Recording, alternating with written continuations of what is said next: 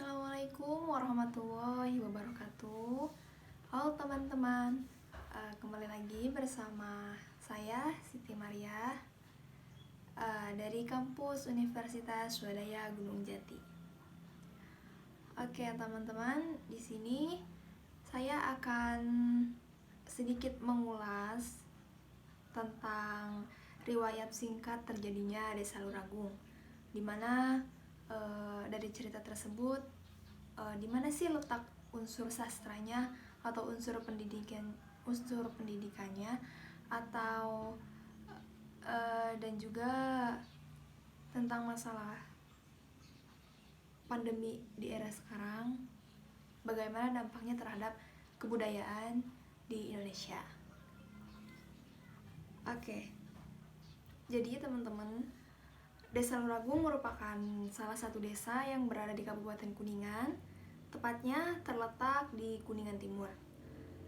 Setiap desa pastinya memiliki riwayat singkat atau sejarah wilayah terbentuknya desa tersebut, ya kan?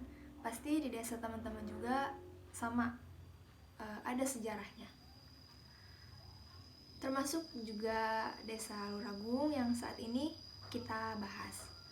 Konon katanya, nama Luragung terjadi akibat proses menghilang atau ngahiyang.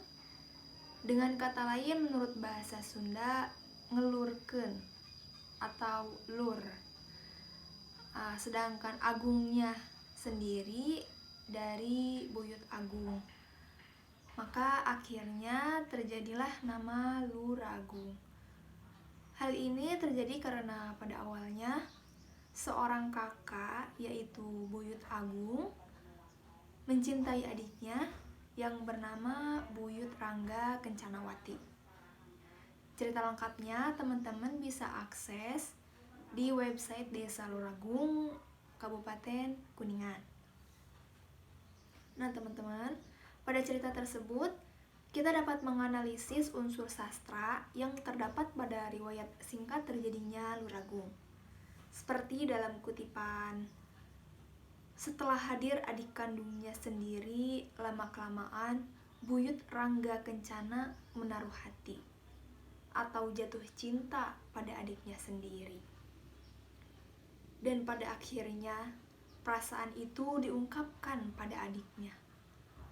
Namun oleh adiknya, cinta Buyut Rangga Kencana ditolak karena ia tahu bahwa yang mencintainya itu adalah kakak kandungnya sendiri.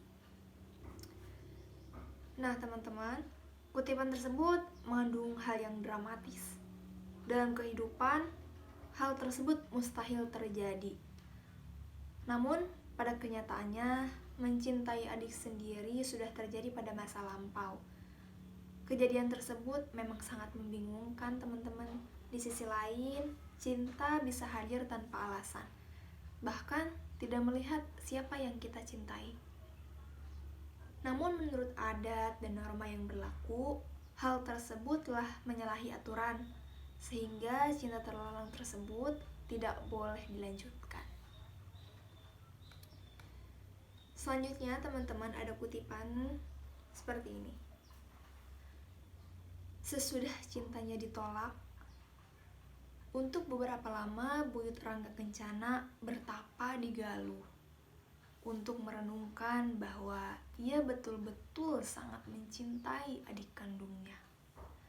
Selama bertapa, Buyut Rangga Kencana membuat perkakas yang terbuat dari tanah. Di antaranya, 1. Golok yang diberi nama Medokam-kam.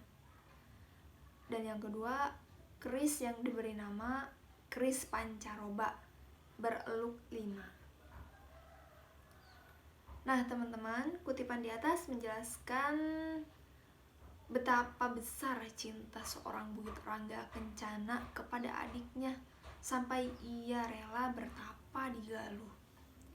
Sampai kemudian ia membuat perkakas yang terbuat dari tanah, yaitu golok yang diberi nama Bedokam-kam dan keris yang diberi nama keris pancaroba. Peninggalan ini menjadi saksi bisu sejarah terjadinya Desa Luragung, teman-teman. Perkakas tersebut mungkin dimaksudkan sebagai bukti cinta seorang Buyut Rangga Kencana terhadap adiknya Buyut Rangga Kencanawati. Lalu ada kutipan seperti ini. Selesai melaksanakan tapa, Buyut Rangga Kencana kembali menemui adik kandungnya dengan maksud agar cintanya dapat diterima oleh adiknya. Namun, adiknya tetap menolak cinta Buyut Rangga Kencana. Kemudian, karena kesaktiannya, Buyut Rangga Kencanawati merubah dirinya, wajahnya yang cantik jelita menjadi jelek atau buruk rupa, dan namanya diganti dengan sebutan nama Buyut Betara Sulanggir, dan bertempat tinggal di tengah alun-alun Luragung. Karena cintanya ditolak, maka Buyut Rangga Kencana atau Buyut Agung menghilang atau ngahiang. Dengan kata lain, menurut bahasa Sunda, ngelurkeun atau lur. Agungnya dari Buyut Agung, maka akhirnya terjadilah nama Luragung. Kutipan tersebut menambah kedramatisan hal yang dilakukan Buyut Rangga Kencana.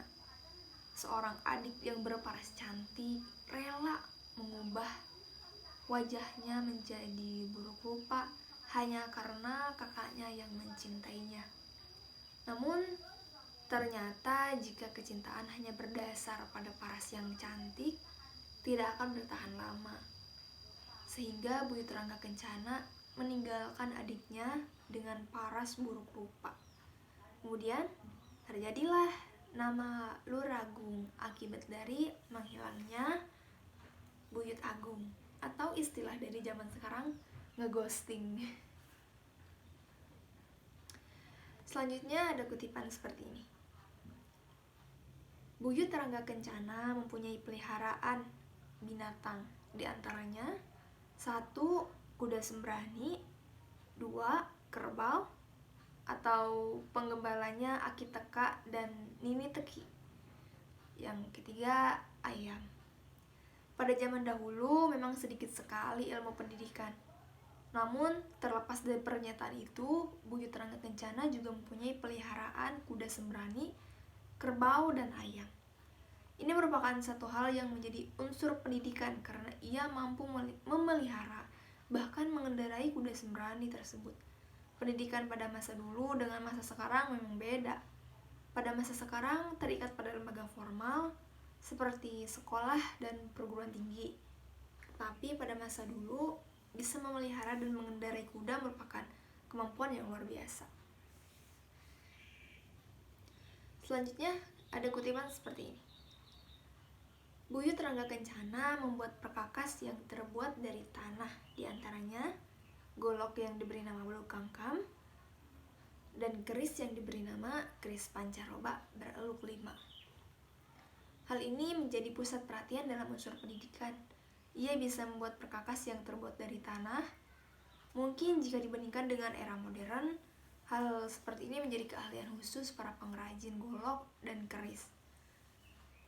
Jadi kita bisa ambil dari sini bagaimana seorang Buyut Rangga Kencana mempunyai semangat yang kuat dan tekad yang kuat, semangat yang tinggi yang menggebu-gebu untuk mendapatkan cinta dari adiknya. Semangat ini bisa kita terapkan dalam kita meraih cita-cita atau mimpi-mimpi kita.